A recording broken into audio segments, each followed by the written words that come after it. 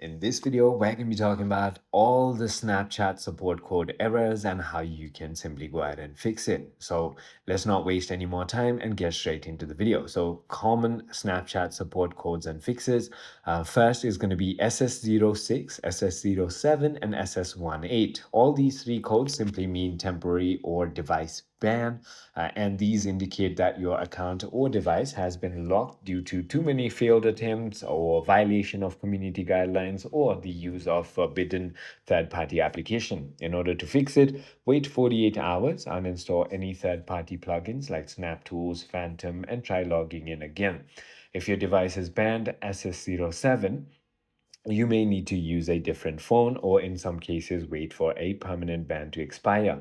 The second common code is going to be C148, which simply means unexpected login errors.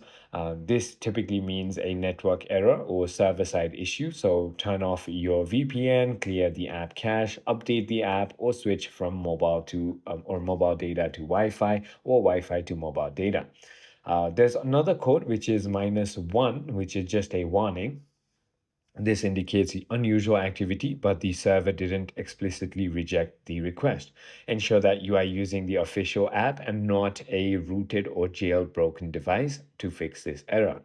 There's also going to be -100, which simply means timeout. The server took too long to respond, so check your internet connection, restart the app, or try again later. Then finally, there's going to be 503, which simply means service is unavailable and Snapchat servers are likely experiencing high traffic. Wait 15 to 30 minutes before trying again. So I hope this video clarified every single doubt that you may have had. So if it did, hit that like and subscribe, and I'll see you on the next one.